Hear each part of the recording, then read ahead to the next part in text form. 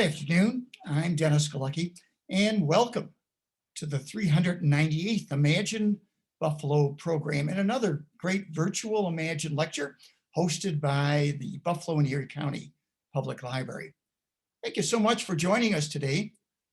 This program is created by the Center for the Study of Art and Architecture, History and Nature, as well as ImagineLifelongLearning.com. Now, we're going to start with our speaker shortly, but first, a little housekeeping. Everyone watching will be muted during our speaker's presentation, which will last about 15 minutes. We'll have time for questions at the end. If you have a question, please type it into the chat box and we'll get to as many as we can. This program is being recorded. You'll be able to watch it again later on the library's Facebook and YouTube channels and tell others about that channel. As a reminder, we'll be here on Zoom every Tuesday at 12:30 p.m. At the same link with a great lineup of local speakers. Now, today is the first Tuesday of the month, so our primary theme is art and creativity. And our secondary theme is imagine a healthy, wealthy, and sustainable community. Therefore, imagine lifelong learning. Our featured speaker is Sydney Collins. Sydney is an AmeriCorps Vista at Mayor Byron Brown's AmeriCorps program Project MOVE, M-O-V-E. Sydney and her fellow cohort members aim to serve historically disenfranchised communities by promoting economic success and supporting neighborhood stabilization initiatives all across various departments at City Hall. Stationed at the Buffalo Sewer Authority, Sydney seeks to strengthen community engagement by cultivating partnerships among residents and stakeholders and building public support and participation among the Buffalo Sewer Authority's initiatives, such as Rain Check, which is what she will be discussing today. Sydney also works closely with Buffalo Water's affordability program, Let's Get Water Wise, and develops content for the Buffalo Sewer Authority's social media pages. I've titled Sydney's presentation, Moving Towards Sustainability and Wellness. So now let's welcome Sydney Collins. Sydney? Hello, thank you for that wonderful introduction. I will just start by sharing my screen.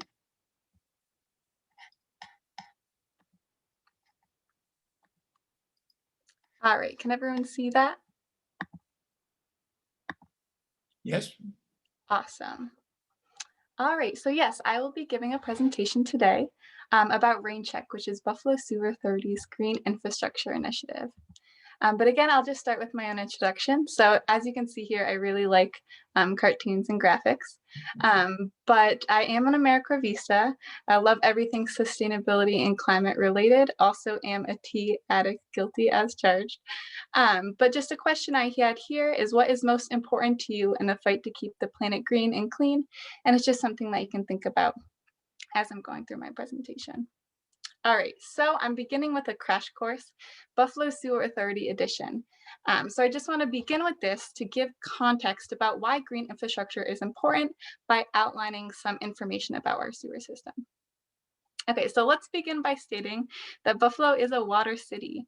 So sitting right on Lake Erie, all our water from our local creeks and streams drain into the bigger Great Lakes system, having huge impacts on the environment, public health, and the economy across the basin. So Buffalo is a critical steward in this mega region, containing 18% of the US population, and like stated, 1/5 of the world's fresh water that's flowing by Buffalo. So we know stormwater is a tremendous resource. Helps us grow food, feed our plants and greenscapes, and replenishes rivers, streams, creeks, and lakes. So natural landscapes such as soil and wetlands can absorb stormwater because they are porous. Think about soil as like a sponge for water. However, in an urban setting with high amounts of impervious surfaces such as concrete and asphalt, water is not able to absorb into the ground. So thus, when water is generated, when water generated from rain and stormwater, such as which is called stormwater, is needed to be moved off our streets and buildings to prevent flooding and protect health and safety. This is a challenge begun first as stormwater travels along these impervious surfaces. It picks up pollutants from cars, fertilizers, and other chemicals that flow into our stormwater system and local water bodies and impairs the water quality. However, how our sewer system, which was originally designed, oopsies, all right. How our stormwater system was originally designed has huge implications on water quality as well, let alone already our impervious surface challenge. So Buffalo Sewer has what's called a combined sewer system, meaning that the stormwater runoff from storm drains combines with sanitary sewage from buildings into the same pipe infrastructure. So during dry weather, this That's the combined thing. sewer I was just system. looking at it because that's what I'm gonna Oh, I do. think someone just needs to mute Yeah, themselves.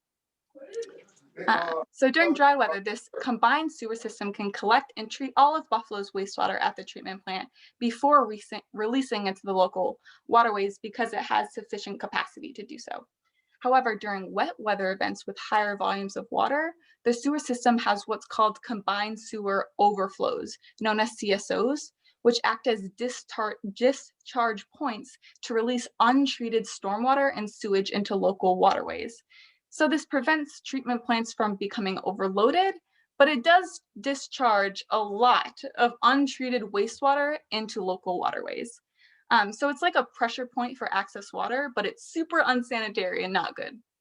So you probably are thinking like, why was this created? So it was initially created when people thought dilution was an adequate means for water purification. But however, now with more scientific understanding, we know that these sewer overflow events has serious implications for water quality. So recognizing this, Buffalo Sewer Authority is committed to protecting these water resources and public health through a combination of green and gray infrastructure improvements. So what are these improvements? In 2014, agencies approved Buffalo Sewer's long-term control plan to minimize these CSO events by capturing 97% of wet weather flows by completion of the 20-year plan. So this plan includes a balance of traditional gray infrastructure, think like expanding pipe capacity, and also smart approaches known as our real-time controls, which I can talk more about if anyone is interested. But yes, our green solutions. So BSA is committed to managing 1,315 acres of impervious surfaces with green infrastructure to tackle the stormwater challenge and be players in building a more equitable and sustainable city. So that's mostly what I'm going to be talking about today. So this launched our green infrastructure initiative called RainCheck in 2015. So this has had two phases, RainCheck 1.0, which encompasses projects leading up to 2018, and RainCheck 2.0 outlines future efforts from 2018 and preceding. So I will overview some projects from phase 1, as well as highlighting future plans in RainCheck 2.0. So, and here is written our mission statement. So this is a GI initiative to tackle our stormwater challenge, respond to the climate emergency, and advance social and environmental justice. So how does green infrastructure work? Green infrastructure manages water where it falls by absorbing and capturing rain and snowmelt where it lands, or temporarily diverting water before releasing it into the sewer system. Green infrastructure can reduce sewer overflow events and keep our waterways clean and healthy. It can slow down the flow of stormwater into our sewer system or keep it out of sewers altogether. So because green infrastructure investments are above ground for all of us to see, they can offer unique benefits to our environment, our economy, and our community. So just stating a few, green infrastructure can offer public and private cost savings, since the cost of installing and maintaining green infrastructure are lower than gray infrastructure, as well as it can reduce water usage and energy bills for property owners and households. And can also help beautify the city by improving local aesthetics and revitalizing communities by making them more attractive for private investment. On the public health side, green infrastructure supports more walkable communities by providing shade and other green space to help cultivate a strong sense of well-being and promote active and healthy lifestyles. Unlike conventional stormwater infrastructure, green infrastructure also directs public investments above ground and in neighborhood spaces across the city. So neighborhood greening initiatives in underinvested communities are important strategies to reverse historical legacies of disinvestment. So there are so many benefits to green infrastructure, including improving public safety, engaging communities, um, and creating more green job opportunities. So green infrastructure maintenance provides safe, steady, low barrier, and high paying jobs within Buffalo. Specifically, the average wage for green infrastructure workers was $23 per hour in the metropolitan area, Buffalo metropolitan area, which is higher than the average median wage of $17. So now with Buffalo Sewer's commitments to more green infrastructure installations, this is a needed and available job. So the first generation of rain check projects focused on 4 key strategies through public and private collaboration. So this includes green streets, green parking lots, demolitions and vacant lot restoration, and rain barrel and downspout disconnects. And I'll give highlights to various projects completed in Rain Check 1.0. So initially, building upon the adoption of a complete streets ordinance in 2008, the city of Buffalo proposed a system of complete green streets that connect key areas and developments, including a combination of green infrastructure elements like trees, rain gardens, curb bump outs, and also impervious surface reduction. So green streets not only help Buffalo tackle our stormwater management challenge, preventing almost 2 million gallons of rain runoff in a typical rain event from going into the sewer system, but it also helps beautify streets and make travel safer, as well as all those benefits that we already talked about. Also, when it rains or snow melts, vast amounts of water can enter the sewer system via gutters and downspouts connected to roofs. So in 2015, we launched our Rain Barrel program, which engaged residents and businesses to keep roof rain and snow out of the sewer system. And they also learned more about green infrastructure. So here, roughly 172,000 gallons of runoff during a typical rain event are prevented from these rain barrel installations. Also, much like streets, green parking lots use special services and landscaping that can capture and absorb water. So the removal of impervious surfaces and installation can redirect water and snowmelt into the surrounding soils, which is what happened with the JFK and Pratt Willard community centers. This also allowed to beautify neighborhood spaces and educate residents. So just in these projects alone, across 3 rain gardens, 14,000 gallons of runoff was prevented, or is prevented each typical rain event. Also with the primary goal of them demolishing vacant and abandoned structures is to promote public health and remove dangerous structures. However, demolitions can also provide a lot of benefits to stormwater management, as they reduce impervious surfaces and allow for soil that can absorb and collect water. The Buffalo Demolition Program is actually one of the first of its kind in the U.S. Environmental Protection Agency and New York State Department of Environmental Conservation to count towards green infrastructure goals. And so the city's blight removal program has removed over 5,900 abandoned homes and has prevented 15 million gallons of runoff in a typical rain event from entering the sewer system, which is pretty significant.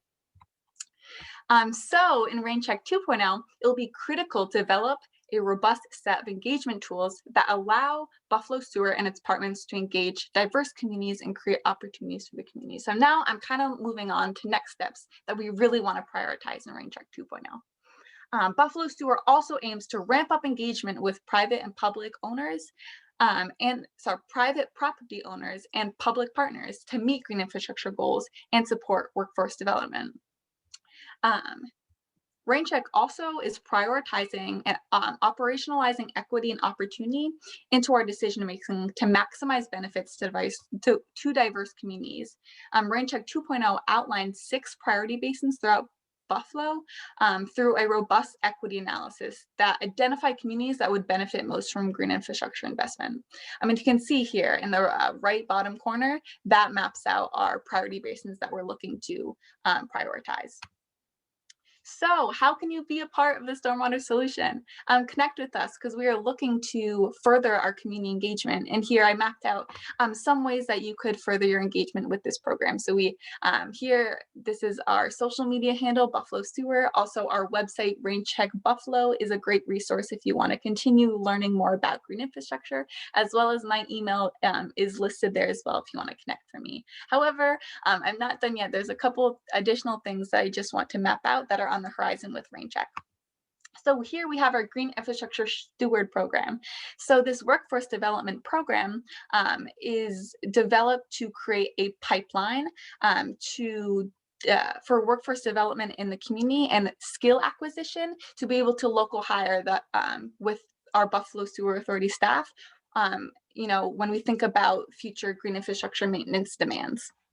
So I included a link here, and maybe we can plug that in a follow-up email, but that is the LinkedIn page that has that job profile currently up and accepting applicants.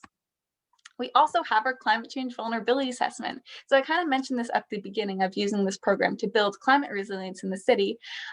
Buffalo Sewer Authority actually fronted a climate change vulnerability assessment, which is used or will be used to help with future climate change plans within the city, as well as just locate certain vulnerable areas that we should prioritize when looking at investments. So we are currently taking public feedback for that, and here is the link if you want to learn more about what that project is, as well as give some feedback and insight to the Buffalo Sewer Authority.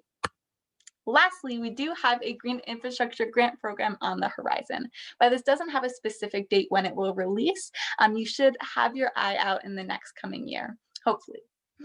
So what is this grant program? So this grant program will give money and resources for private property owners to be able to conduct green infrastructure installations. So it gives them potentially money coverage to be able to finance those projects. So it's very exciting because, in RenCheck 1.0, we focused a lot on public property, but now understanding that a lot of the city also is private property, we want to be able to incentivize and encourage private property owners to also engage with green infrastructure projects. So I know that was a lot. That's why I did mention it was a crash course, because I tried to, mash up as much information as I could.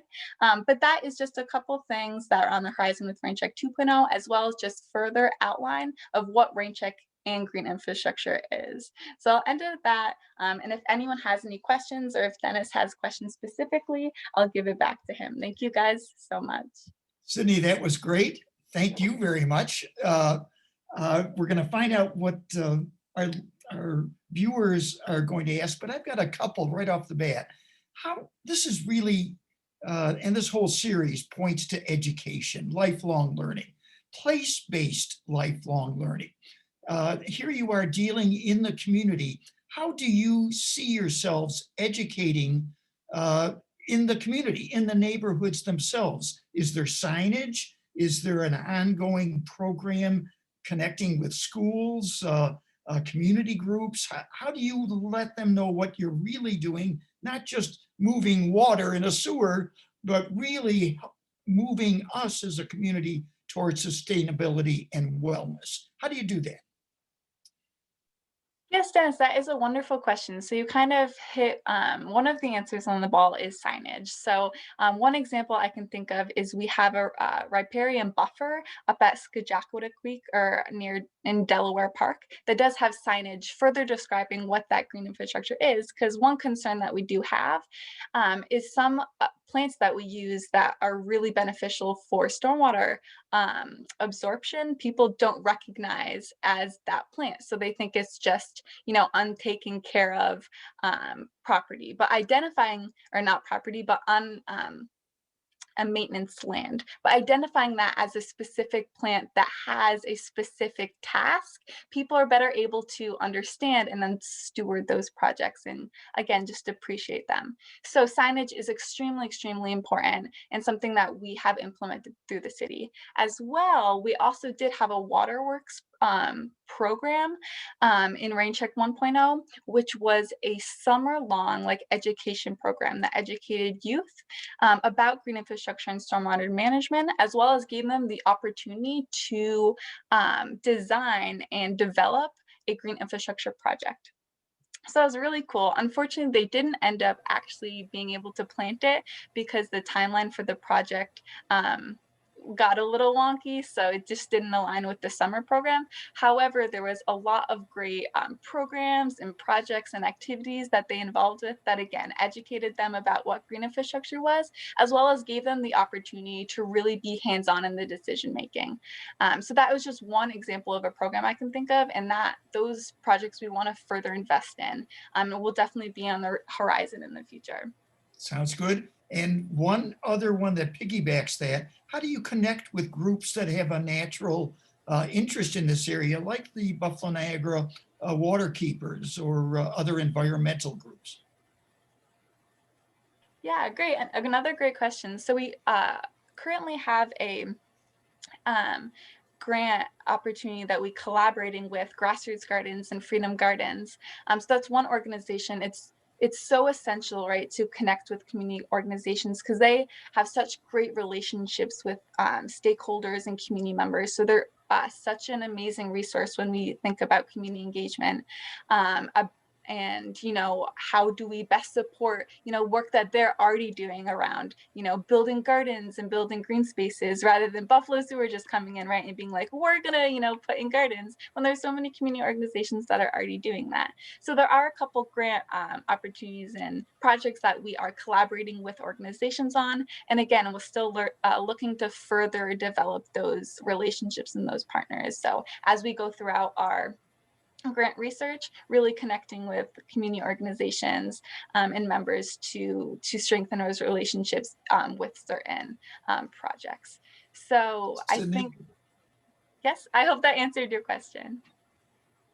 I was going to say perfectly. Thank you. All right, now let's see, Leah, do we have some questions from our audience? Yep, we do have a handful of questions. Good. Someone asks, what can private property owners do? Yeah, that is a wonderful question. And there's actually a specific page on our site that manages just this question. So there's a lot of things that private property owners can do in the realm of, water quality itself, or specifically green infrastructure. So when we're just thinking about water quality, stuff that you don't want to do is like pouring grease down your drain, or using really harsh chemical fertilizers where that water can then flow into water bodies or into our sewer system. But on the basis just of green infrastructure is just to plant more green space and not have that mono lawn culture that is really, really detrimental to biodiversity, as well as doesn't really help with stormwater management. So when I say mono lawn culture, I say really, really like short grass that you just mow all the time and don't give any life to it. So what that could look like instead is pollinator plants and plants that are really good for water absorption, and just allowing that space to blossom is really beneficial, not only for stormwater management, but also when you think about habitat and biodiversity and all of those additional benefits that come with just encouraging green space to just blossom. So that is just a couple of things that private property owners can do just on the realm of water itself, but also green space. And if you want to check out our site, raincheckbuffalo.org, there is also additional actions on there that you can take. And if you just want to learn more about the topic as well, that site really has a holistic resource to continue learning about green infrastructure. And you might have mentioned this in the presentation, but why is stormwater being intermixed with sewage water? Yeah, so I did mention this at the beginning, but we will reiterate. But we have a combined sewer system. So basically what that is the stormwater that goes in through stormwater inlets, as well as the sanitary sewage, combines into the same pipe infrastructure. Now that was initially created because when we would process that water, it would all go to the treatment plant. So they just kind of maximized the efficiency of our infrastructure by putting that in the same pipe, and then just pushing that all the treatment plant. However, now I kind of mentioned, right, what those CSOs were, which is called combined sewer overflows, which is basically like a pressure point. When there's too much water, it just kind of releases. And unfortunately, that's into our water bodies. And like I kind of mentioned, why was that created? Well, it was initially created because we thought dilution, which is basically like if you have poop and then just put a lot of water in it, well, then it's clean. And they thought that was adequate. But now that we know, no, that's still not very good. So now we are just trying to reconcile and create better infrastructure now that we have better scientific understanding. However, since infrastructure is very expensive, and it's just a lot more difficult of an issue just to say we're going to stop those CSOs. Now, there's a lot more process and investment that we need to do to actually achieve those outcomes. So I gave you a little bit more. Hopefully that answered your question. And do you have a favorite green infrastructure project in Buffalo? Oh, that is a great question. I personally love trees. I think trees are really, really fascinating because not only do they help absorb water just like through their roots, but there's also a lot of great things that the tree canopy itself it can do. I just learned a fun fact that a lot of water is held in just the leaves itself, that then thus when it trickles down, it just like slows down the process of the water. So I always thought of like roots as like great in itself, right? Because they absorb water, but the fact that the leaves itself also have a role in that process, I just found really fascinating. As well as there's just so many benefits to trees, like providing shade, reducing flooding, that personally is just like a soft spot for me. But I know there's also a lot of energy and design that goes into rain gardens, which I think doesn't have enough. I don't know if it doesn't have enough appreciation, but I personally really appreciate that those design elements of those rain gardens as well. But since you asked for one, I think trees in itself, just because it's something that's completely natural, is one of my favorite. And someone asks if they're going to be offering rain barrels to residents again. Yeah, so that was a program that we had in 2015. We only have a couple left right now, so it's kind of on the back end of its initial creation. So I guess in like as an interim, I'm not sure a timeline for like revitalizing that. However, if someone is asking because they are interested, you can always reach out to me. I can see what that capacity is if we have a couple left that you want. But it was a really great program because it was free materials as well as free installation. So basically based on what the community wants to see, we're kind of driving a lot of what programs we could revitalize in the future. So if there is interest for that, I would definitely reach back out to me just so we can gauge to what people's interests are again. And someone asks, how might the authority mitigate the bad smell around Unity Island? Yeah, that is a great question. And as someone that's at the treatment plant quite often, definitely isn't one of the most joyous things. However, what that smell is, basically when our treatment plant is operating really efficiently, it doesn't really smell because there's not a lot of sitting sewage because everything's just kind of flowing in and flowing out. However, when things don't smell very well, it's usually when one of like our systems just isn't operating as efficiently. So I want to say, like, let's just give more money to the treatment plant, right? Because then it, like, not saying to the community, but on like a federal level, if we get more money, then we can better operate and that smell doesn't happen as frequently. But obviously that's something a little bit above our heads. So I don't really have an answer to that question. Plug your noses, then we can't smell it. But definitely as we continue to better our infrastructure, hopefully that won't happen as frequently. But I think just when you smell it, just appreciate, the function of the plant and the fact that it is cleaning our water, which is just cool and fascinating in itself. Someone else asks if a stormwater user impact fee has been considered. Yeah, so if you do read, and if you're interested, I'd really recommend reading our opportunity report, the Rain Check 2.0 opportunity report, because it kind of covers a couple different elements of stormwater management and incentivizing green infrastructure that Buffalo Sewer Authority has considered. So I know, honestly, I know Kevin, which is our project manager, is here, and he could probably speak more to that. But those, if you reference our opportunity report, those were options that have been considered, but they just haven't been implemented. Based on what I know, I think that process is a little more difficult to implement in Buffalo, but definitely keeping our options open in regards to what, you know, the future of green infrastructure could look like. I think we're out of time for questions, but someone asked if you could share the LinkedIn link that was in your presentation. If you could just post that in the chat for everyone. Yeah. Before Yeah, we sign great. off. Yeah, I don't know if I have the capacity, Dennis, to plug in the chat. If you But send it to me, I can share it publicly in the chat. Okay. Oh, Yes, that would be wonderful. great. That would be great. Leah, you're right. Time is suddenly moving along here. Sydney, that was a great presentation. I would,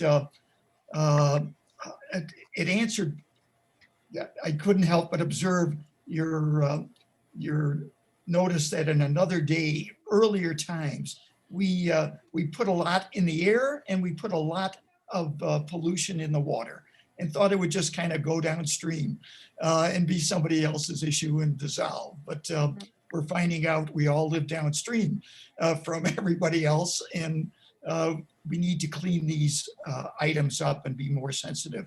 I'm also hopeful that as Niagara Street gets more and more developed, people will spend the money necessary to make sure odors do disappear from Unity Island. That's my hope anyways.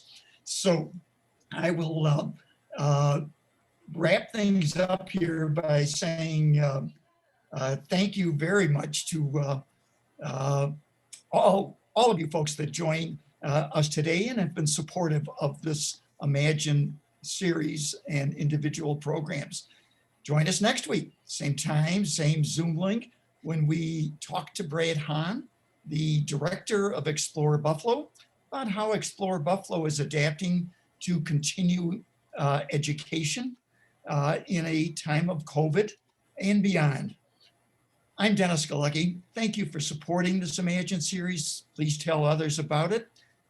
Be well and have a good afternoon.